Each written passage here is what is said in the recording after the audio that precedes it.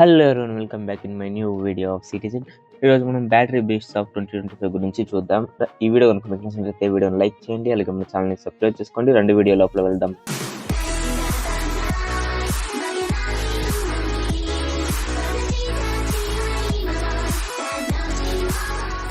First ఇక్కడ మనం చూసుకున్నట్లయితే యాసెస్ ROG Phone 9 Ultra అయితే మనకి ఇక్కడ ఉంది.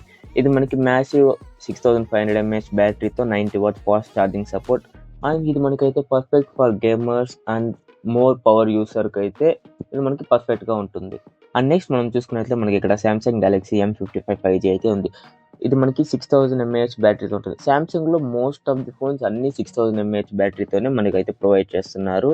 ఇది మనకి ఒక మంచి UI సాఫ్ట్వేర్ అండ్ బెటర్ స్టాండ్ బైగా మనకి ఇక్కడ అయితే ఇది అవైలబుల్లో ఉంటుంది. అలాగే మనం నెక్స్ట్ చూసుకుంటే మనకి ఇక్కడ iQ Neo 10 Pro అయితే అవైలబుల్లో ఉంది. ఇది మనకి 5000 mAh battery, 120 what fast charging support అయితే మనకి ఇది వస్తుంది. ఇది మనకి ఒక ఫుల్ డే గేమింగ్ అండ్ మనం యూసేజ్కి అయితే ఇది మనకి పర్ఫెక్ట్గా ఉంటుంది. ఇది మోర్ పర్ఫార్మెన్స్ కూడా మనకి ఇది బెస్ట్గా ఉంటుంది.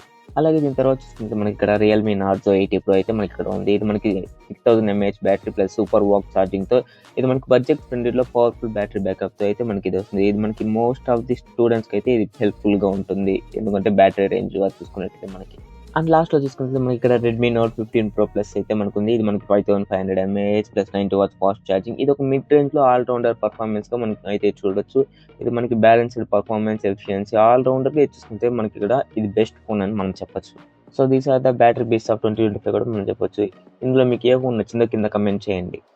ఇలాంటి మరిన్ని ఇంట్రెస్టింగ్ వీడియోస్ కోసం మన ఛానల్ని సబ్స్క్రైబ్ చేసుకోండి. నెక్స్ట్ వీడియో చూద్దాం. బాయ్.